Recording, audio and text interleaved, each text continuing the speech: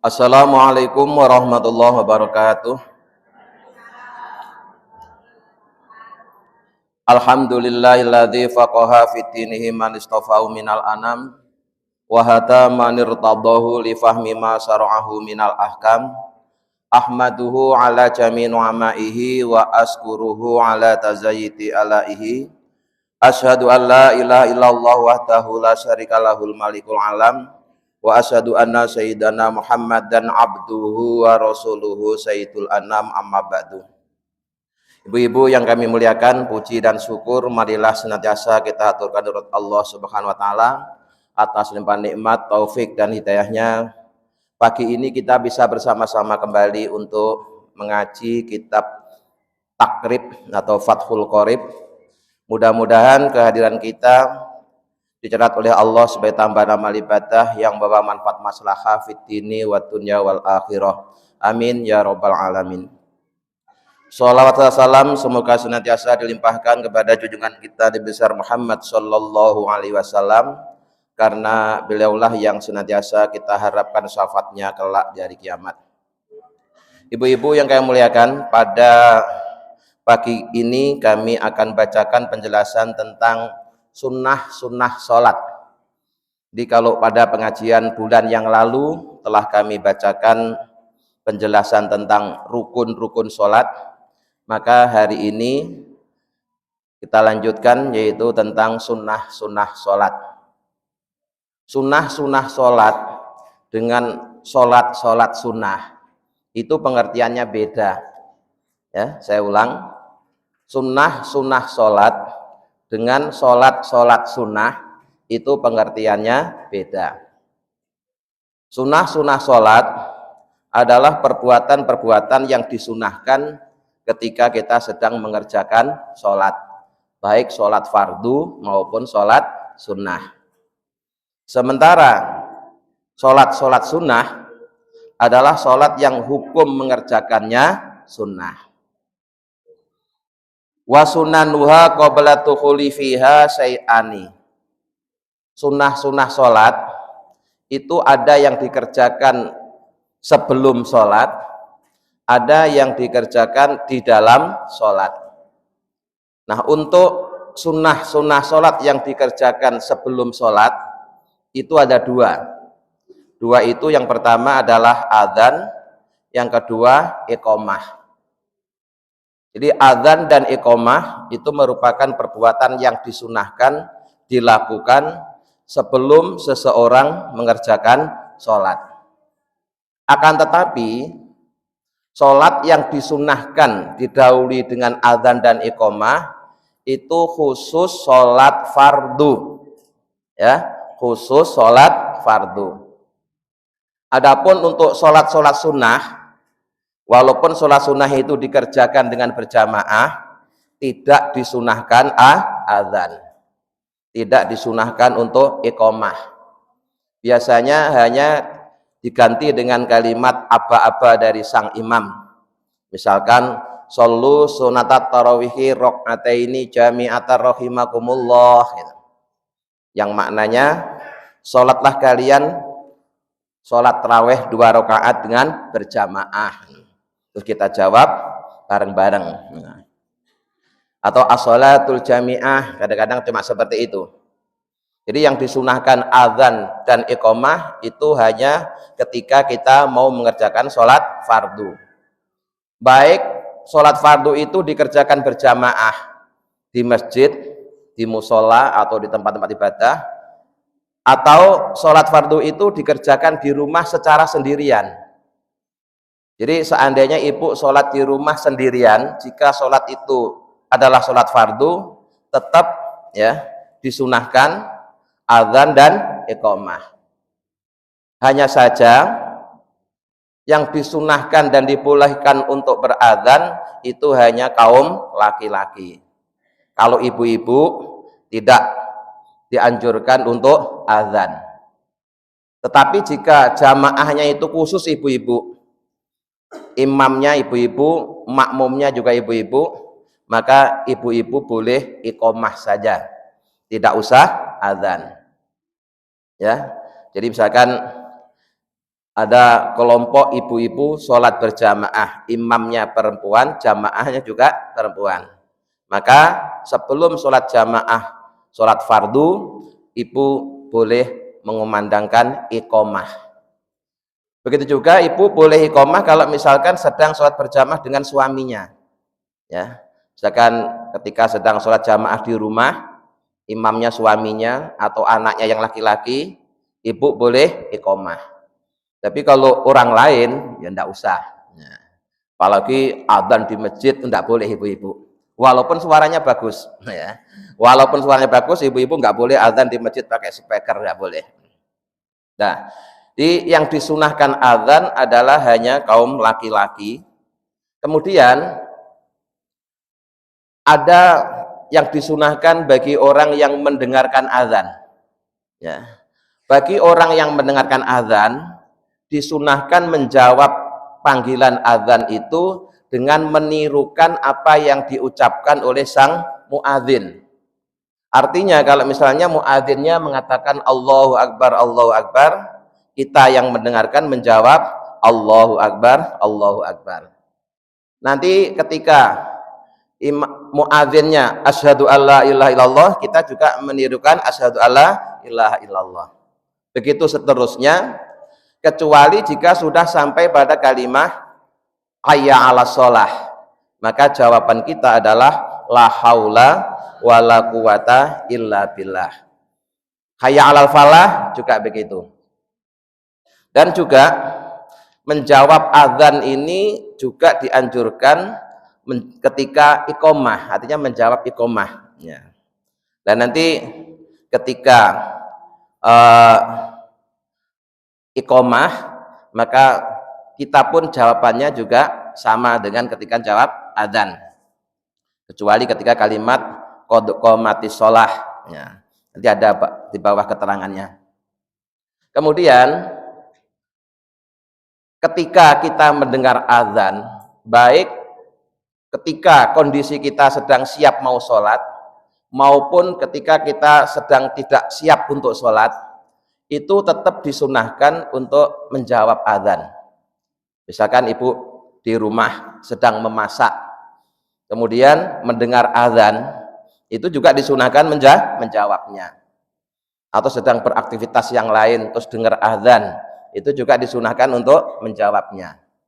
Dengan syarat adzan itu disampaikan secara langsung oleh orang yang memang sah untuk beradzan. Artinya adzan itu bukan sekedar kaset. Ya. Kalau misalkan datang waktu maghrib di masjid ini ada suara adzan, tapi ternyata yang adzan bukan muadzin, yang adzan kaset, ibu tidak wajib atau tidak disunahkan jawab. Kenapa? Itu cuma kaset. Ya. Atau yang adzan itu anak kecil, anak TPA sedang latihan adzan misalnya, itu juga beda statusnya, ya. Atau anak-anak ngaji sedang lomba adzan. Nah, apa ibu terus di rumah harus berhenti diam terus sampai selesai lomba adzan? Ya repot kalau begitu. Ya. Makanya kalau kita berulang-ulang mendengar adzan di waktu yang sama, kita cukup menjawab adzan yang pertama saja. Ya, misalnya datang waktu maghrib di masjid ini ada adzan, di musola sebelah ada adzan, di masjid yang satunya lagi ada adzan. Ya. Maka dari beberapa adzan yang ada di sekitar kita itu mana yang kita jawab? Yang paling dekat dengan kita. Ya, paling dekat dengan kita itu kita jawab dengan sempurna. Setelah itu seandainya ada adzan lagi, kita sudah tidak perlu menjawabnya. Karena kalau harus dijawab semua betapa repotnya. Ya, kita dikelilingi oleh beberapa masjid dan musola, dan kalau waktunya adzan kadang bareng, kadang bergantian. Ya, ya mungkin kalau bareng nggak terlalu merepotkan karena kita milih salah satunya kan ya. Tapi coba kalau misalkan kita selesai jawab adzan di Al Furqon selama 5 menit, habis ini terus dengar dari masjid sebelah 5 menit lagi, terus habis itu ada lagi di musola 5 menit lagi, akhirnya berapa menit yang menyita waktu kita hanya untuk jawab adzan semua. Nah, belum lagi kalau misalkan ibu sedang jalan-jalan, terus di jalan dengar suara adzan, apa harus kita berhenti terus jawab adzan dulu? Jawabannya juga tidak. Ya. Jadi itu tadi bukan satu keharusan, tapi itu hanya adab. Adab pun juga adab yang bersyarat. Itu syaratnya adzan itu disampaikan oleh orang yang sah sebagai muadzin, artinya orang dewasa, bukan anak yang sedang main-main, dan disampaikan secara langsung, bukan sekedar kaset. Yang ini perlu dipahami, karena kadang orang memahaminya terlalu kaku. Ya, ada orang yang terlalu kaku, misalkan begini, adzan itu kan panggilan sholat. Nah, kalau kita dipanggil sholat, ya harus segera sholat, maka semua aktivitas harus ditinggalkan. Wah, itu repot sekali itu. Pemahaman yang seperti itu prakteknya sangat merepotkan. Memang benar bahwa adzan itu fungsi utamanya adalah memanggil kita untuk sholat. Tapi bukan berarti begitu dengar adzan terus kita langsung semuanya harus sholat, terus nggak boleh melakukan aktivitas yang lain. Kalau begitu apa gunanya Allah memberi waktu sholat? Ya, di sholat itu selama masih dikerjakan di waktunya itu tidak masalah. Walaupun adzannya di awal waktu. Contoh ya, contoh. Saat ini itu isaknya jam 7 lebih 20 menit. Di masjid kita dikumandangkan adzan. Nah, pada saat dikumandangkan adzan di masjid, ibu sedang punya acara. Mungkin sedang kondangan atau sedang mengerjakan apa gitu. Sehingga pada jam itu ibu belum bisa menunaikan sholat isya. Ibu bisa menunda sholatnya, tidak habis adzan langsung sholat, tapi ya mungkin nanti jam 12 malam, jam 1 malam, selama belum subuh, ibu sholat isya masih sah dan dianggap sholat pada waktunya, enggak masalah. Ya. Jadi itu pentingnya kita memahami Islam melalui ulama, supaya kita tidak kaku dalam memahami tuntunan-tuntunan agama. Karena ada orang yang sangat saklek gitu.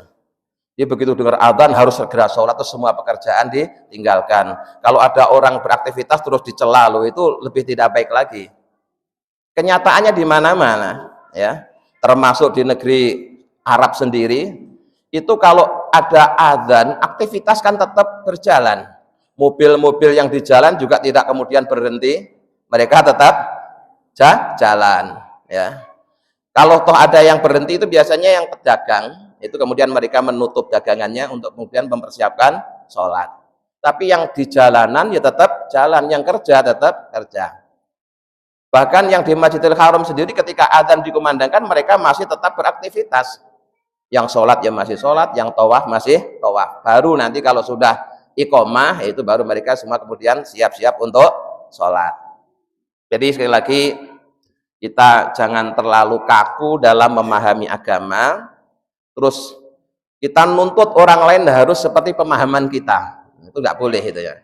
Kalau seperti itu yang terjadi, terus apa gunanya Allah bikin waktu sholat isya itu antara jam sekarang ya, jam 7.20 sampai jam 4 10 menit.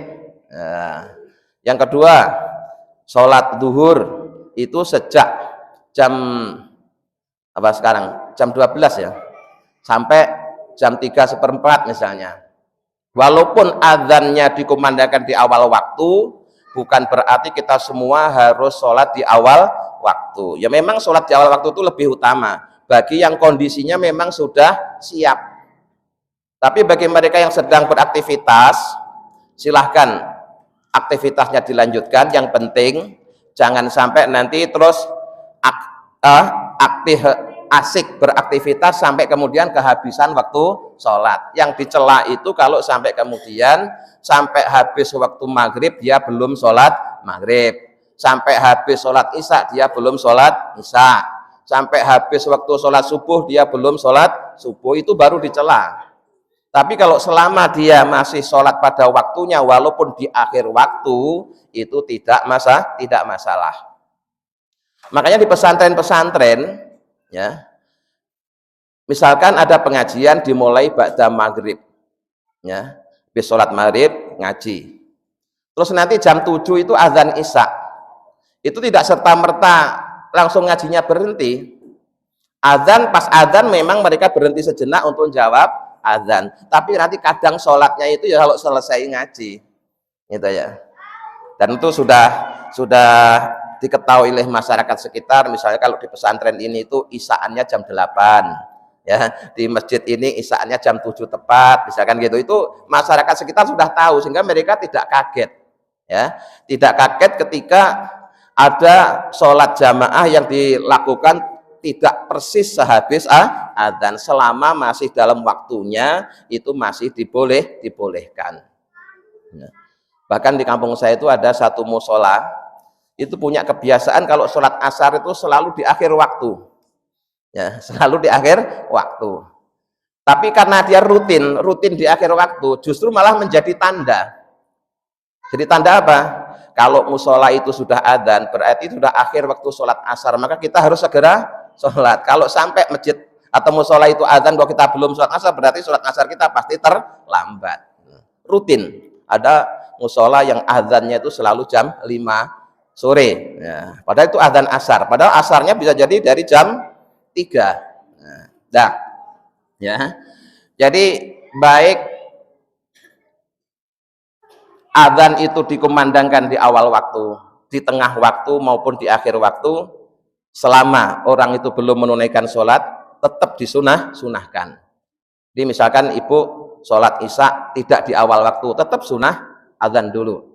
Kalau ada yang disuruh adzan, misalkan anaknya atau suaminya, gitu, misalkan pas lagi di mana gitu, tidak di masjid atau tidak di musola.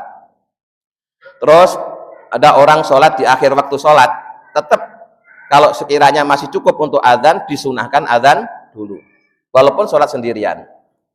Tetapi kalau memang waktunya sudah mepet, ini waktu isya tinggal 5 menit. Kalau harus adzan dulu nanti malah habis. Nah itu enggak usah, ya. Enggak usah adzan. Jangan kita ngejar yang sunnah malah kehilangan yang utama nanti.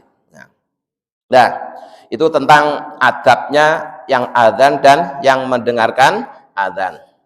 Kemudian saya tambahkan fungsi adzan. Ya. Fungsi adzan tentunya yang paling utama adalah pemberitahuan masuknya waktu sholat. Ya, fungsi utamanya adalah pemberitahuan masuknya waktu sholat. Tetapi ada keadaan-keadaan yang kita disunahkan untuk adzan. Kapan itu? Misalnya ketika ada bayi yang baru dilahirkan, itu juga disunahkan untuk diadzani. Ya. Nah, tentu saja caranya mengadzani bayi tidak sama dengan adzan di masjid. Di masjid pakai speaker dengan suara yang lantang. Bayi yang baru lahir cukup dibisikkan kalimat adzan, ya. Kemudian diiqomati juga. Nah, kemudian kalau ada orang yang pemahamannya kaku, bukankah adzan itu perintah sholat? Masa bayi baru lahir disuruh sholat? Bukan begitu maknanya. Ketika adzan itu dibisikkan ke dalam telinga bayi, itu maknanya adalah membisikkan kalimat tauhid, menanamkan kalimat tauhid ke dalam si jabang bayi. Bukan bayi disuruh sholat, karena bayi belum wajib sholat. Nah, jadi itu. Kedua, ketika terjadi kerusuhan, ya, itu kita juga disunahkan untuk adzan. Jangan ada kerusuhan, bakar-bakar rumah, bakar-bakar, itu juga disunahkan adzan. Ya. Maknanya apa? Maknanya bisa sebagai pemberitahuan atau sekaligus meredam orang yang sedang marah atau minta tolong kepada Allah. Ketika ada bencana alam, ya, ada bencana alam, angin puting beliung atau petir yang menyambar-nyambar disertai hujan yang deras, itu kita juga disunahkan untuk adzan. Adzannya di mana? Di rumah masing-masing. Ya, di rumah masing-masing. Saya masih ingat dulu kalau ada hujan deras disertai angin, saya sama orang tua saya, sama nenek saya juga disuruh adzan. Nah, itu disunahkan. Kemudian ketika ada orang kesurupan, ya, ada orang kesurupan marah-marah yang tidak jelas, itu juga disunahkan diadzani. Ya. Jadi kalau ibu di rumah tiba-tiba marah yang tidak jelas apa alasannya, anaknya suruh ngadzani. Nah, kemudian ada satu lagi yang sering dijadikan perdebatan tentang azan ketika kita menguburkan orang mati. Itu juga sering diperdebatkan gitu ya. Mereka mengatakan, oh, udah mati kok disuruh sholat. Makna adzan tidak mesti bermakna suruhan untuk sholat. Tapi sebagaimana tadi itu, bayi baru lahir diadzani dalam rangka menanamkan kalimat tauhid, maka orang mati ketika dikubur juga diingatkan lagi pada kalimat tauhid. Ya. Itu semuanya ada dalilnya, baik dalam bentuk Al-Quran, hadis, maupun paling tidak ya, untuk hal-hal yang suka diperselisihkan itu adalah pendapatnya para ulama. Nah, jadi azan dan iqamah itu fungsi utamanya memang untuk pemberitahuan masuknya waktu sholat. Tapi terkadang kita juga disunahkan azan tidak hanya pada saat mau sholat fardu, tapi ketika sedang ada kerusuhan, ada bencana alam, ada orang ngamuk, ada bayi yang baru dilahirkan, ada mayit yang dikuburkan. Bahkan ada juga ya, ketika orang mau berangkat ibadah haji, minta diadzani. Itu sebenarnya pelajaran bahwa menunaikan ibadah haji adalah memenuhi panggilan Allah. Panggilan Allah buat kita orang yang beriman seumur hidup sekali, yaitu menunaikan ibadah haji. Nah, diadzani supaya kita tidak lupa bahwa di samping ada panggilan seumur hidup sekali, ada panggilan yang sehari disampaikan 5 kali, yaitu sholat fardu. Maka seharusnya sepulang haji tetap rajin sholat 5 waktu. Maksudnya begitu. Ya. Nah, kemudian sejarah azan, ya, saya tambahkan. Dulu di awal-awal Islam itu Nabi agak kesulitan mengumpulkan orang untuk sholat berjamaah. Karena belum ada cara tertentu untuk memberitahu. Apalagi zaman dulu belum ada speaker, belum ada HP. Maka kemudian Nabi bermusyawarah dengan para sahabatnya, kira-kira cara apa yang kita sepakati untuk memberitahu kepada umat bahwa saatnya kita menunaikan sholat fardu. Maka di situ ada beberapa usulan. Di antaranya ada yang mengusulkan kita pukul genderang, ya, tambur, ya, supaya orang tahu. Jadi kalau pas masuk zuhur genderang itu dipukul sehingga orang tahu ini waktunya ngumpul di masjid. Tapi sahabat yang lain tidak setuju. Alasannya apa? Alasannya menyerupai orang mau perang. Karena zaman dulu perang tradisional kan sambil untuk memberi semangat prajurit bertempur itu dengan memukul genderang. Artinya usulan ini tidak disetujui. Kemudian ada lagi yang mengusulkan supaya tiup trompet. Ya, tiup trompet juga tidak disetujui. Ada yang mengusulkan supaya ini bunyikan lonceng, juga tidak disetujui. Beberapa usulan semuanya tidak disetujui. Ya. Bahkan ada yang mengusulkan gini aja, kita bakar jerami atau bakar sampah yang nanti asapnya bisa kelihatan dari mana-mana. Itu juga tidak disetujui. Nah, akhirnya dalam rapat itu tidak menghasilkan keputusan. Nah, kemudian Allah kasih wahyu melalui mimpi. Ya, Allah kasih wahyu melalui mimpi bahwa pada malam itu Nabi Muhammad bersama beberapa sahabat mimpi dengan mimpi yang sama, yaitu didatangi malaikat Jibril kemudian diajarin mengumandangkan azan. Maka kemudian pagi harinya, subuh maksudnya, orang yang pertama kali disuruh oleh Rasulullah untuk mengumandangkan azan namanya sahabat Bilal bin Rabah.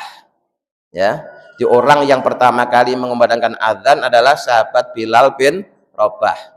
Maka kemudian di kampung saya tukang azan di masjid itu tidak terkenal dengan panggilan muadzin, tapi dikenal dengan panggilan Bilal. Ya, Bilal. Karena dia melaksanakan tugasnya sahabat Bilal. Jadi kalau di masjid saya, Bu, misalkan hari Jumat nih ya, Jumat apa itu khotib siapa, imam siapa, bukan muadzin, Bilal siapa gitu. Ya, Bilal siapa. Kalau di kota-kota kan muadzin. Muadzin itu artinya orang yang azan. Di sana menggunakan nama Bilal. Nah, kemudian sahabat Bilal ini baru berhenti azan ketika Rasulullah wafat. Ya. Ketika Rasulullah wafat, itu sahabat Bilal sudah tidak mau azan lagi. Nah, sebenarnya orang-orang juga sangat merindukan suara Bilal ini. Tapi Bilal nggak mau. Sampai suatu hari Bilal itu dipaksa. Karena orang-orang kangen dengan suaranya Bilal, Bilal disuruh azan. Nah, ketika Rasulullah sudah wafat, azan Bilal ini begitu nyampe ke kalimat asyhadu anna Muhammad Rasulullah, Bilalnya pingsan. Bilalnya pingsan. Ya, nggak bisa menyuarakan kalimat itu karena saking rindunya dengan Rasulullah. Maka sejak itu terus Bilal udah nggak mau azan lagi. Ya. Nah, kemudian azan dalam satu waktu sholat itu umumnya hanya cukup sekali. Ya, azan maghrib di masjid ini cukup sekali, azan isya sekali, duhur sekali, asar sekali. Tapi ada satu sunnah azan yang di Indonesia hampir-hampir tidak pernah ada yang mengamalkan, bahwa khusus untuk sholat subuh itu aslinya azannya 2 kali. Ya, khusus untuk sholat subuh itu sebenarnya disunahkan azannya dua kali. Nah, cuma azan 2 kali ini kalimatnya beda. Yang satu itu dikumandangkan sebelum masuk waktu sholat subuh. Mungkin 1 jam atau 2 jam sebelum masuk sholat subuh dia sudah azan, ya, tanpa kalimat as-sholatu khairum minan naum. Tetapi nanti kalau sudah masuk waktu subuh baru azan yang kedua, lalu ada kalimat as-sholatu khairum minan naum, sehingga masyarakat itu bisa membedakan, oh ini azan tengah malam, oh ini azan subuh. Dengan cara kalau azan itu tidak ada kalimat as-sholatu khairum minan naum berarti azan pertama, ya. Kalau ada kalimat as-sholatu khairum minan naum berarti azan yang kedua. Di zaman Nabi yang azan orangnya beda, ya, supaya lebih mudah untuk mengenalinya itu yang azan orangnya beda. Jadi kalau yang azan pertama misalkan Abdullah bin Maktum, terus kemudian nanti azan kedua Bilal bin Rabah gitu, ya. Jadi yang azan orangnya beda sehingga masyarakat tahu, oh kalau yang azan si anu itu berarti itu bukan azan subuh. Nah, tapi kalau yang azan si anu berarti sudah masuk waktu sholat subuh. Nah, ini keterangannya ada di beberapa kitab hadis, tapi di Indonesia hampir-hampir tidak ada masjid yang mengamalkan. Saya pernah dapat cerita di tempat teman saya yang tinggal di daerah Ciputat, di Komplek Mabat Bintaro 25. Itu pernah pengurus masjid baru lagi semangat-semangatnya tanpa ngasih tahu masyarakat, ya, adzan subuh 2 kali, ya. Yang satu dilakukan 1 jam sebelum subuh. Apa yang terjadi? Di demo sama masyarakat, jam segini kok udah adzan subuh. Bikin bingung orang aja. Nah, jadi malah bertengkar akhirnya. Nah, akhirnya sejak itu ditiadakan lagi. Sekarang cukup adzan sekali.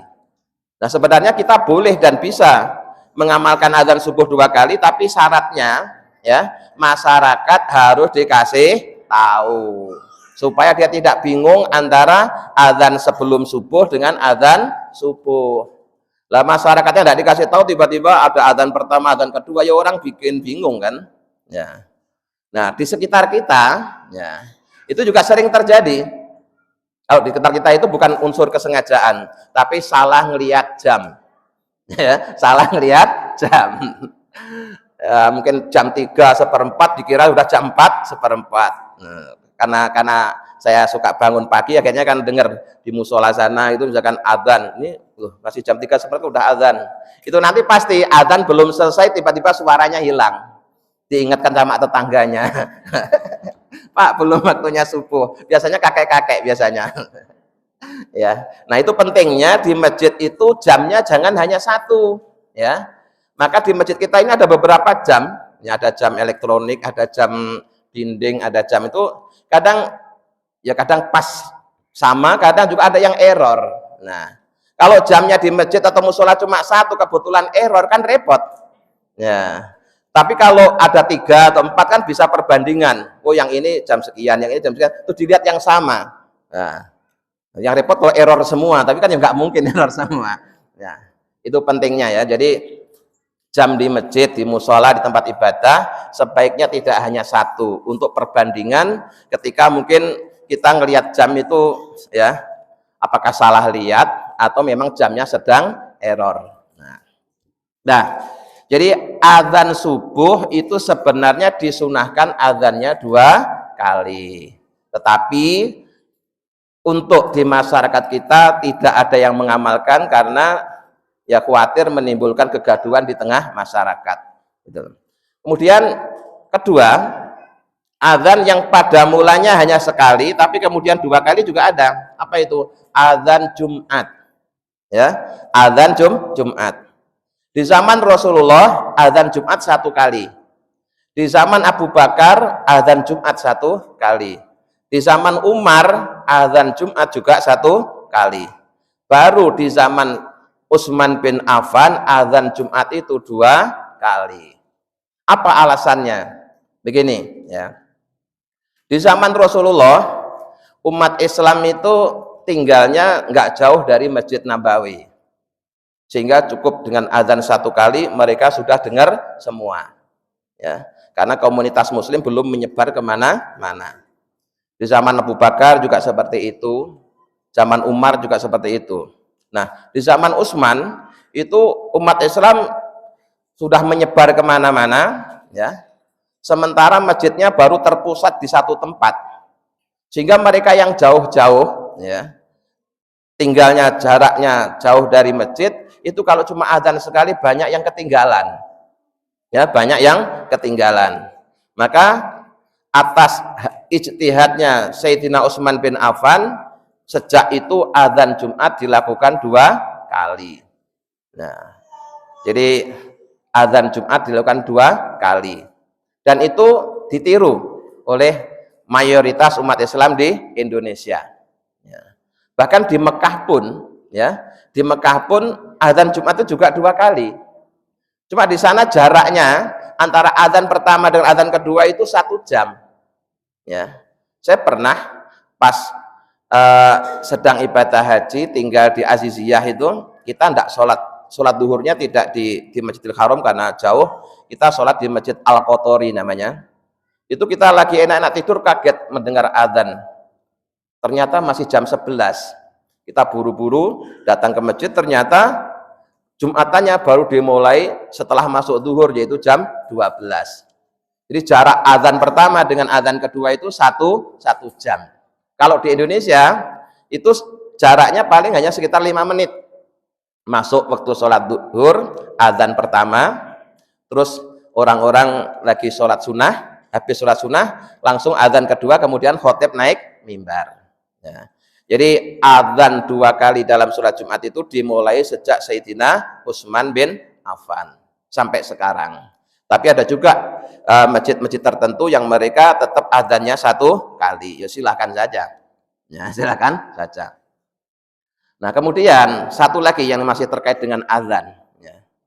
Mumpung kita bicara tentang azan, kita jelaskan panjang lebar. Dulu karena belum ada speaker, ya, belum ada speaker, belum ada pengeras suara.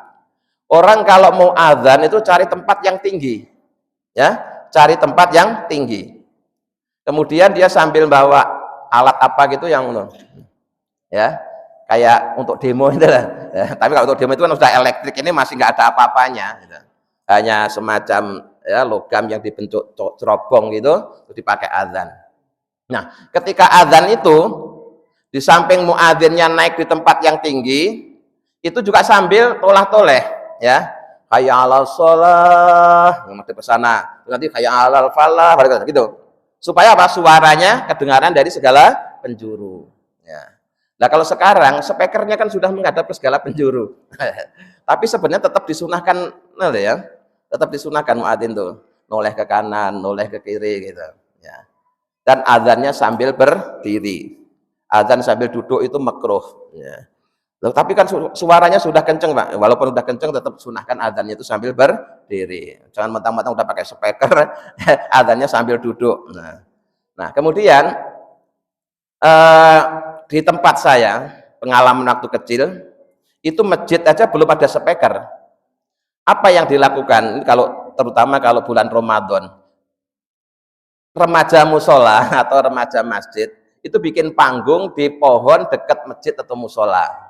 Jadi bikin panggung di atas pohon gitu, kayak rumah-rumah pohon, dikasih tangga. Ntar kalau waktunya azan dia naik ke situ. Nah, zaman dulu begitu, belum ada speaker, selama-lama ada speaker. Nah, sekarang udah lebih canggih lagi, yaitu tidak perlu bikin rumah panggung di pohon, tapi dengan membangun menara. Nah, bangunan menara sendiri itu sebenarnya bukan asli produk Islam. Menara-menara masjid itu sebenarnya adopsi dari budaya orang-orang Majusi. Ya, orang Majusi itu penyembah api. Ya, penyembah api, kemudian apinya itu dibikin bangunan cerobong gitu. Ya, maka namanya manaro. Manaro itu artinya tempat api. Ya, tempat api. Kemudian bangunan ini diadopsi oleh Islam. Ya, dijadikan pelengkap bangunan masjid, ada menaranya. Kemudian kalau dulu sebelum ada speaker, kalau mau adzan, muadzinnya naik ke menara. Sekarang karena sudah ada speaker, speakernya yang dipasang di menara, muadzinnya cukup adzannya dari bawah. Itulah ya di sejarah menara. Nah, untuk melengkapi satu lagi, kita di Indonesia itu kaya tradisi dan budaya. Sejarahnya beduk. Nah, beduk itu ya, kita kan punya beduk kan. Ini juga akhir-akhir ini digugat sama anak-anak muda itu. Katanya Nabi tidak pernah punya beduk. Ngapain Nabi ngurusin beduk? Nah, beduk ini adalah warisan budaya khas Indonesia. Munculnya pertama kali kita punya beduk itu di Kudus, Sunan Kudus.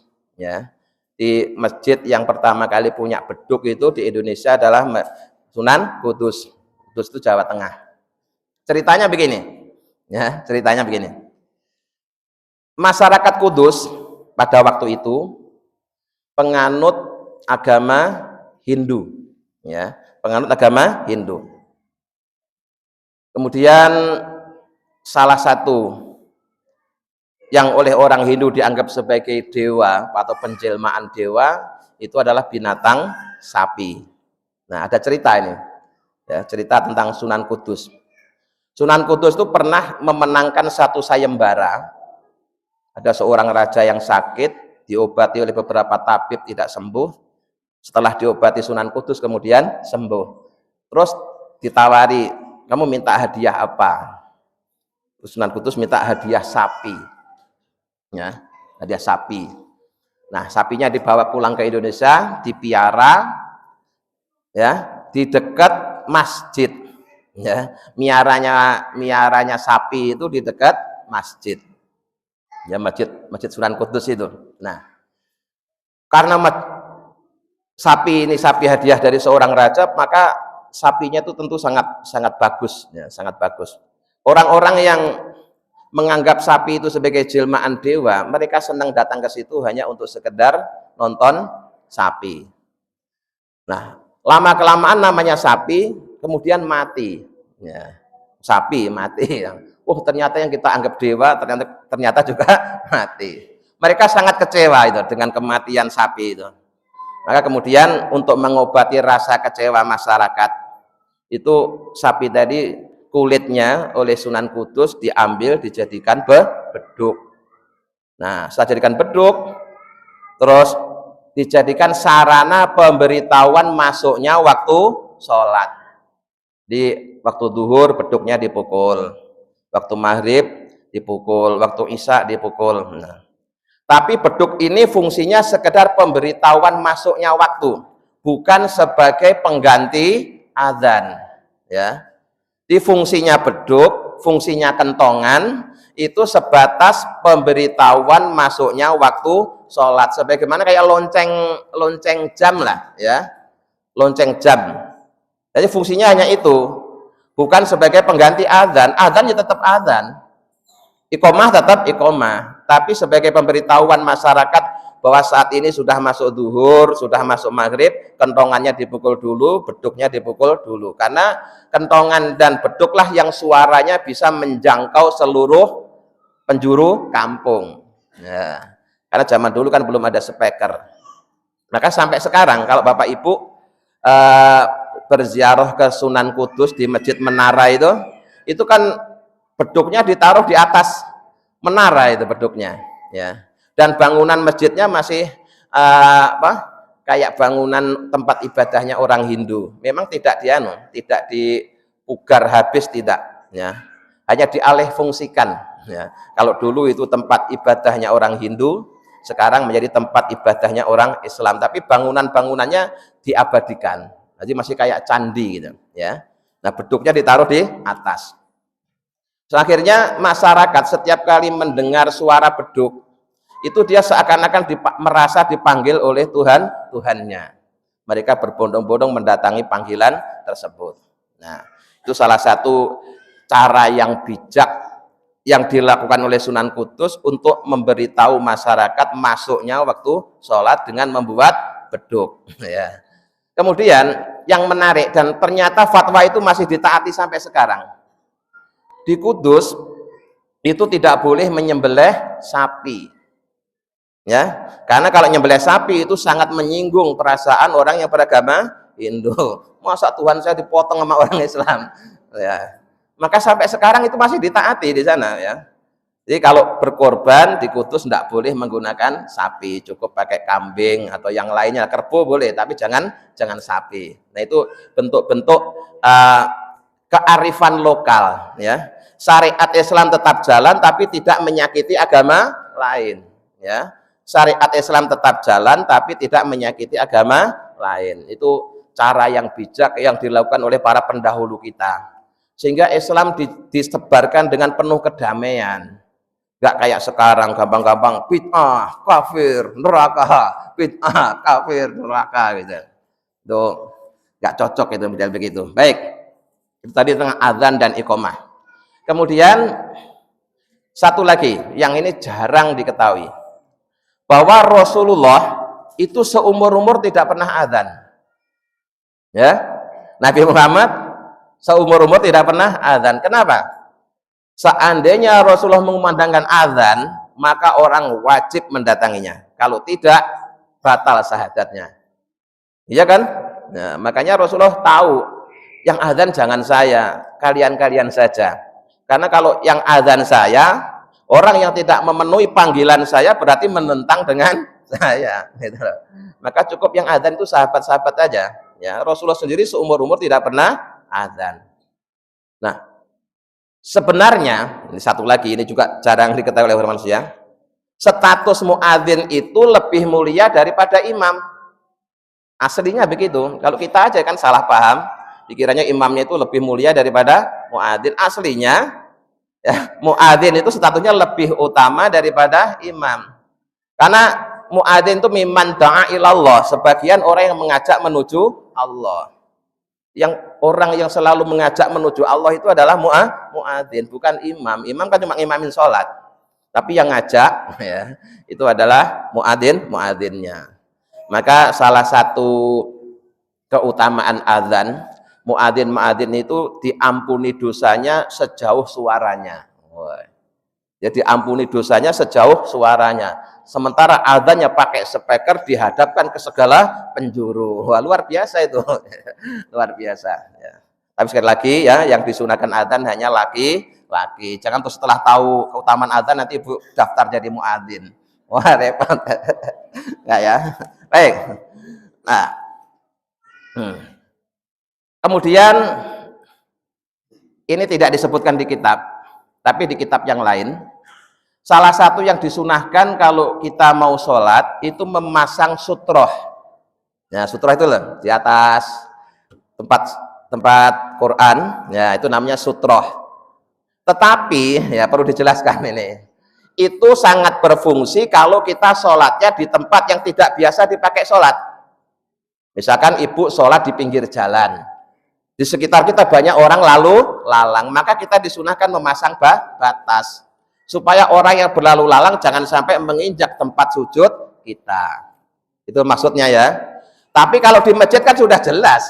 Di masjid ada karpetnya, ada pembatasnya, itu nggak usah pakai sutroh, nggak apa-apa kalau di masjid. ya. Tapi kalau misalkan ibu suatu saat misalnya sholat di pinggir jalan, ya, sholat di tengah lapangan, itu harus disunahkan bikin sutroh. Sutroh itu apa? Harus seperti itu? Tidak. Bisa tas, bisa sandal, bisa apa saja, barang bawaan ibu taruh di depan ibu. Itu maksudnya, ya. Supaya nanti kalau ada orang lewat tidak sampai menginjak tempat sujud ibu. Karena dikasih batas apakah sajadah. Sajadah itu juga sudah termasuk sutroh itu, ya. Atau tasnya atau sandalnya atau apa saja ditaruh di depannya.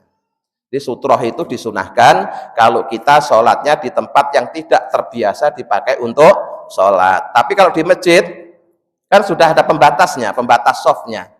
Itu nggak pakai sutroh nggak apa-apa. Nah, tapi mau pakai sutroh ya silahkan saja. Ya, jadi perlu saya jelaskan terkait dengan sunnahnya memasang sutroh. Pembatas itu buat kalau kita sholat di tempat-tempat yang tidak ada pembatasnya, supaya orang tidak sampai nginjek tempat sujud kita. Kemudian kalau kita sholat, kemudian ada orang lewat depan kita boleh ngasih isyarah agar dia tidak nginjek tempat sujud kita. Gimana caranya gitu? Sebatas ini, ya. Jadi misalkan saya berdiri, ya, saya sedang sholatnya tidak di dalam masjid, di tempat yang umum, ya kan? Allahu Akbar. Terus ada orang unjuk-unjuk, saya boleh gini. Sebatas ini saja. Jadi kalau dia lewatnya sebelah sini ya nggak apa-apa, ya. Tapi kalau sampai nabrak tangan saya, boleh saya pukul. Itulah ya. Nah, jadi batasnya seberapa sih kita tidak boleh sholat depan, tidak boleh lewat depan orang sholat, sebatas tangan begini. Intinya itu yang lewat jangan sampai nginjek tempat sujud kita. Asalkan sudah tidak nginjek tempat sujud kita walaupun dekat, itu tidak masalah. Terus kadang-kadang juga orang berlebihan, ada sholat di situ, terus ada orang lewat di sini, oh jangan lewat depan orang sholat. Nah, yang sholat kan di sana, padahal jaraknya jauh sekali. Nah, contoh nyata lagi kalau ibu lagi tawaf, ayo, ya, itu kan ada yang tawaf, ada yang sholat. Itu ya kadang-kadang yang sholat bukan hanya injek tempat sujud, kadang injek kepalanya yang sujud. Ya, tapi berlebihan kali itu ya. Mau sampai nginjek. kita kasih tanda ya ditendang tandanya gitu kan. Maka kalau kita sholat di pelataran Ka'bah ya kita yang harus ngalah cari tempat yang agak mundur. Jangan sholat di tempat yang biasa dipakai untuk tawaf. Ya. Karena ya sama-sama baiknya tapi ya bagi tempat lah ya. Kan tawaf itu juga statusnya sama dengan sholat. Ya. Tapi ya sebaiknya kita kalau mau sholat sunnah sesudah tawaf cari tempat yang agak mundur, jangan memilih tempat yang justru dipakai untuk tawaf. Nanti kita akan keinjek atau ketendang. Nah, kita agak mundur gitu. Baik, panjang lebar tentang azan dan iqamah. Ya, itu sunnah sebelum sholat. Nah, sekarang sunnah-sunnah sholat yang dilakukan di dalam sholat. Sunnah sholat yang dilakukan di dalam sholat itu ada dua kelompok. Yang pertama yaitu sunnah sholat yang disebut sunnah sholat ab'ad. Yang kedua nanti ada lagi namanya sunnah sholat hayat. Ya. Sunnah sholat yang dikerjakan di dalam sholat yang pertama disebut sunnah ab'ad. Sunnah ab'ad ini kalau suatu saat ibu terlupa tidak melakukannya, kemudian ibu ingat, maka sebelum salam ibu disunahkan sujud sahwi. Nah, termasuk sunnah ab'ad itu apa? Yang pertama yaitu tasyahud awal. Ya, untuk sholat-sholat yang bilangan rokaatnya lebih dari 2, itu ada disunahkan tasyahud awal. Misalnya kayak sholat maghrib dapat 2 rokaat tasyahud awal, nanti rokaat ketiga tasyahud akhir. Sholat isya 2 rakaat pertama tasyahud awal, terus 2 rakaat berikutnya tasyahud akhir. Tapi kalau sholat itu cuma 2 rakaat, ya, kayak sholat subuh, tidak disunahkan tasyahud awal, langsung tasyahud akhir. Nah, di tasyahud awal itu statusnya sunnah, ya, tapi sunnah ab'ad. Sehingga kalau misalkan ibu pas lagi sholat sendirian, ya, sholat maghrib terus bablas, ya. Artinya bablas itu di rakaat kedua tidak tasawuf awal langsung masuk ke rakaat ketiga. Jika ibu sudah berdiri dan sudah membaca Fatihah, tidak usah duduk lagi, karena ibu sudah masuk pada rukun, ya, sudah masuk pada rukun sholat. Jadi mestinya kan rakaat kedua kan duduk, ibu lupa bablas berdiri, rakaat ketiga sudah baca Fatihah. Di tengah-tengah baca Fatihah ingat, aku tadi kan belum tahiyat awal terus duduk, itu malah batal. Iya, tapi kalau sebelum baca Fatihah ya boleh duduk lagi. Karena Fatihah itu udah rukun, statusnya rukun. Jangan sampai karena mengejar sunnah malah mengalahkan yang rukun gitu ya. Terus saja Fatihah, terus nanti langsung tahiyat akhir. Nah, sebelum salam sujud sahwi, caranya begitu. Dan sujud sahwinya 2 kali ya. Di tahiyat awal duduknya, bacaannya semuanya adalah sunnah ab'ad. Kedua, termasuk sunnah ab'ad lagi adalah doa kunut dalam sholat subuh ya. Doa kunut dalam sholat subuh yang tempatnya yaitu ketika iktidal ya, setelah ruku dalam rakaat kedua. Nah, itu status hukumnya sunnah ab'ad, bukan rukun ya. Sehingga kalau ada orang dari awal memang tidak pengen kunut, ya, tidak pengen doa kunut, ya nggak apa-apa, sholat subuhnya tetap sah. Ya. Tapi bagi mereka yang terbiasa doa kunut, kok suatu saat dia lupa tidak doa kunut, maka sebelum salam disunahkan sujud sahwi. Dan doa kunut ini tempatnya pada rakaat kedua sesudah ruku. Nah, kemudian bacaan doa kunut selama ini yang kita kenalkan cuma satu ya. Saya aja dari kecil cuma diajarin satu, itu Allahumma hdini aja. Padahal sebenarnya doa kunut itu ya macam-macam, banyak sekali macamnya ya. Bahkan seandainya kita tidak membaca doa sebagaimana yang selama ini kita baca, tetapi membaca satu ayat yang mengandung doa, itu kita sudah dapat kesunahannya kunut. Misalnya ya, ibu sholat subuh ya, karena selama ini enggak terbiasa kunut sehingga dia tidak menghafalkan doa kunut. Bukan tidak hafal kan, tidak menghafalkan aja, bahasanya diperhalus. Bukan enggak hafal tapi memang sengaja tidak menghafalkan. Suatu saat ibu kepengen doa kunut, tapi doa kunut yang Allahumma hdini dia belum hafal, bisa diganti dengan doa yang lain. Misalkan sami Allahu liman hamidah, setelah baca doa iftitah, doa iktidal, kita baca Rabbana atina fid dunya hasanah wa fil akhirati hasanah wa qina adzabannar, terus sujud. Itu sah, dapat kesunahan kunut, dapat ya. Jadi tidak harus Allahumma hdini ya.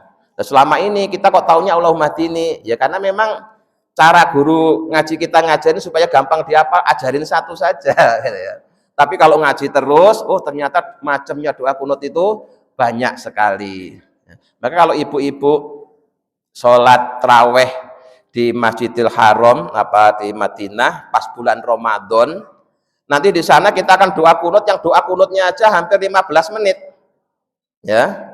Doa kunutnya saja hampir 15 menit. Kalau kita berapa? 1 menit aja nggak ada, sebentarnya selesai. Nah, ya, jadi doa kunut ini statusnya sunnah ab'ad. Ya, kalau terlupa, kemudian sebelum salam kita ingat, kita disunahkan sujud sahwi. Sementara bacaan doa kunutnya ya yang populer yaitu Allahumma hdini, itu kalau sendirian. Kalau jadi imam ninya diganti na, Allahumma hdina. Nah, sebenarnya doa-doa yang lain juga bisa ya. Misalkan Rabbana dzalamna anfusana wa illam taghfir lana wa tarhamna lanakunanna minal khasirin, boleh. Sudah dapat kesunahannya kunut.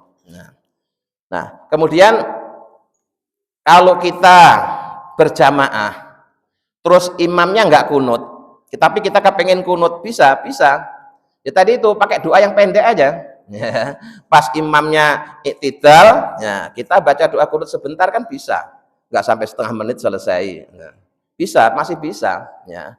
Apalagi kalau imamnya tahu bahwa sebagian jamaahnya ini ada yang suka kunut, biasanya dia iktidalnya itu berdirinya agak lama, gitu ya. Jadi bagi yang membiasakan diri kunut, tetap bisa mengikuti imam yang sholat subuhnya tidak kunut. Nah, terkait dengan kesunahannya kunut, itu memang di kalangan ulama terjadi ikhtilaf. Ikhtilaf itu perbedaan pendapat. Tapi semuanya itu ada dasarnya, ada dalilnya. Ya. Misalnya mereka yang tidak menganggap sunnah berdalil bahwa nurut dia atau nurut info yang mereka terima, Rasulullah itu tidak selalu kunut. Nah, tidak selalu kunut, tapi pernah kunut tapi tidak selalu kunut. Tapi bagi yang menganggap sunnah, ya, walaupun Rasulullah melakukannya hanya sekali, kesunahannya tetap berlaku sepanjang masa. Ya. Walaupun Rasulullah melakukannya hanya sekali, kesunahannya kunut tetap berlaku sepanjang masa. Maka kemudian sampai sekarang ada yang berpendapat kunut itu sebagian dari sunnah abadnya sholat, ada yang menganggap tidak. Tapi yang tidak menganggap sunnah pun tidak menganggap itu bid'ah. Dan juga tidak menjadikan sholatnya batal. Yang berlebihan itu kalau kemudian ada orang mengatakan bahwa kunut itu bid'ah, itu yang berlebihan, itu pasti belum pernah ngaji itu. Ya, belum pernah ngaji ke ulama itu. Itu ngajinya paling cuma baca sendiri, akhirnya salah paham. Ya. Jadi ulama-ulama yang tidak mensunahkan kunut pun tidak ada satupun yang menganggap bahwa kunut itu bid'ah. Ya. Nah, termasuk yang tidak mensunahkan kunut itu siapa? Imam Abu Hanifah. Ya, itu tidak mensunahkan. Tapi kalau Imam Syafi'i, Imam Hambali mensunahkan. Dan itu hubungannya antara murid dengan guru. Jadi aslinya ya, perbedaan itu perbedaan jauh sebelum ada organisasi yang ada di Indonesia. Cuma kadang-kadang begitu di Indonesia menjadi identitas satu organisasi. Kalau kunut NU, kalau tidak kunut Muhammadiyah, gitu kan di Indonesia. Wah, bukan itu. Sebelum ada NU, sebelum ada Muhammadiyah, itu ulama sudah beda pendapat, ada yang kunut, ada yang tidak. Jangan dijadikan identitas organisasi, ya. Jauh sebelum ada organisasi, ya, sejak zamannya Imam Abu Hanifah, zaman tabi'in, itu di kalangan ulama sudah ada yang berpendapat bahwa kunut itu sebagian dari sunnah abadnya sholat subuh, ada yang menganggap tidak. Hanya sebatas tidak, bukan menganggap bid'ah. Ya. Itu harus dipahami. Ya. Nah, kunut itu disunahkan di dua tempat. Pertama, dalam sholat subuh tadi, rakaat kedua setelah bangun dari rukuk. Yang kedua, dalam sholat witir di rakaat terakhir ketika sholat witir itu dilakukan pada pertengahan bulan Ramadan. Ya, atau separuh yang akhir di bulan Ramadan. Nah, kalau sholat witir yang dilakukan setiap hari tidak disunahkan kunut.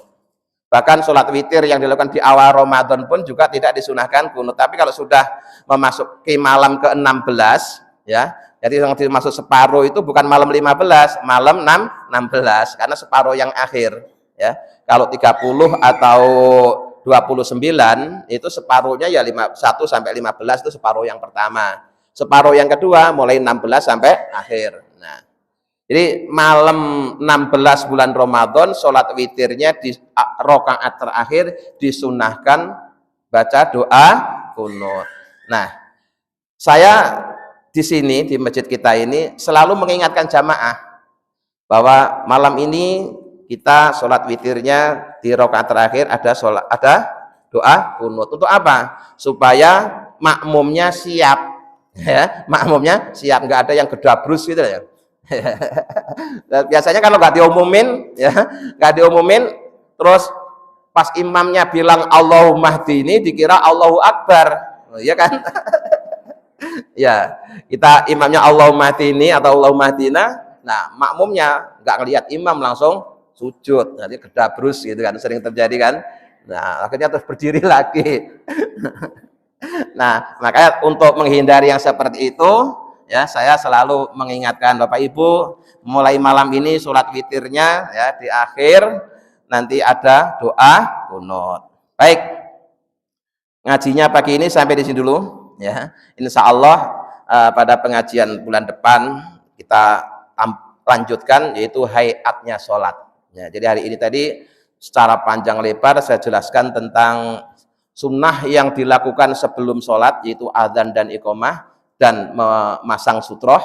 Kemudian sunnah yang dikerjakan di dalam sholat, yang kelompok pertama yaitu sunnah ab'ad, yaitu kunut dan tasawuf awal dan kunut, baik kunut subuh maupun kunut witir di separuh yang akhir bulan Ramadan.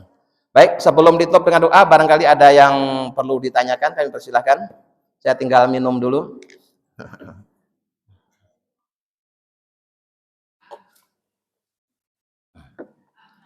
Moga Bu.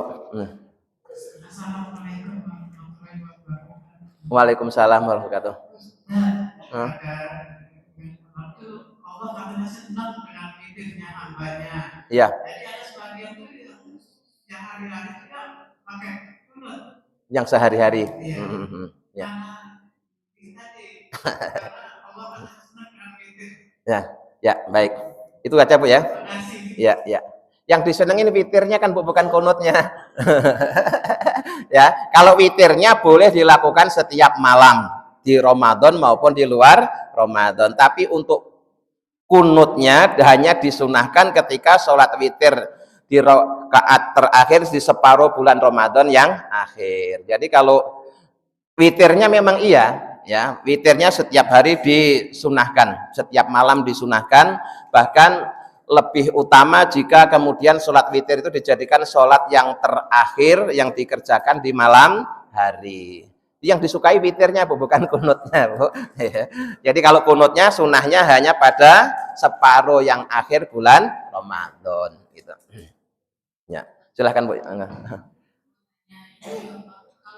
ini sholat ya Jumatan perempuan itu lebih baik apa harus menunggu azan kalau waktu azan. Ya, terima kasih. Bagi orang-orang yang tidak wajib sholat Jumat, wanita itu tidak wajib sholat Jumat, ya. Tapi kalau dia mau sholat Jumat dan memang tempatnya ada, diperbolehkan dan sah, ya. Bukan sekedar boleh, sah dalam arti kalau ibu-ibu sudah sholat Jumat juga tidak perlu sholat duhur, ya, gitulah. Nah, sekarang pertanyaannya, apakah kalau kita orang-orang yang tidak sholat Jumat itu pada hari Jumat kepingin sholat duhur, apakah harus nunggu Jumatannya selesai? Jawabannya tidak. Ya, asalkan sudah masuk waktu sholat duhur, silahkan langsung sholat duhur, tidak usah nunggu kalau orang-orang sudah pulang Jumatan. Nah, kalau ada yang berfatwa ya, bahwa sebaiknya sholat duhurnya nunggu kalau orang-orang sudah pulang Jumatan, itu tidak berlaku untuk umum, itu berlaku untuk orang-orang tertentu yang dia itu udzur tidak bisa sholat Jumat. Yang udzurnya itu bisa jadi tiba-tiba udzurnya itu hilang sebelum sholat Jumatnya selesai. Misalnya hari Jumat hari ini pada awalnya saya termasuk orang yang udzur tidak bisa sholat Jumat, ya. Nah, ketika sholat Jumat sudah dimulai, tiba-tiba saya berangsur-angsur udzur saya hilang, maka kan bisa saya kemudian mengejar datang ke masjid untuk bersama-sama sholat duhur. Nah, maka untuk orang yang seperti ini itu tidak boleh langsung sholat duhur di awal waktu. Kenapa? Bisa jadi nanti ternyata kamu habis sholat duhur sendirian, ternyata masih ada kesempatan untuk sholat Jumat, ya. Misalnya saya di awal waktu sholat duhur dari Jumat ada udzur, saya sholat duhur, habis sholat duhur segar bugar dan ternyata di masjid masih sholat Jumat, kan saya bisa sholat Jumat, ya, karena udzurnya sudah hilang. Maka untuk yang seperti ini nunggu kalau sampai Jumatan selesai ternyata masih terjadi udzur, baru dia sholat duhur gitu ya. Tapi kalau orang itu dari awal sudah yakin saya termasuk orang yang tidak wajib sholat Jumat, ya begitu masuk duhur boleh langsung sholat duhur. Ya kayak ibu-ibu begitu masuk waktu sholat duhur boleh langsung sholat duhur. Memang kita dulu sering mendengar nasihat seperti itu, bahwa untuk yang sholat duhur di hari Jumat, sholat duhurnya nunggu kalau orang-orang sudah pulang Jumat. Gunanya apa? Kalau memang dari awal dia memang orang yang tidak wajib sholat Jumat. Nah, jadi barangkali nasihat itu tadi berlaku untuk orang yang dia udzur tidak ikut sholat Jumat, tapi ternyata udzurnya belum sampai Jumatnya selesai, udzurnya sudah hilang, kan dia bisa ngejar untuk sholat Jumat. Nah, maka dia dianjurkan kalau ditunggu sampai Jumatnya selesai kok udzurnya masih berlaku, baru kemudian dia sholat duhur gitu loh. Ya, oke. Ya. Apa Bu?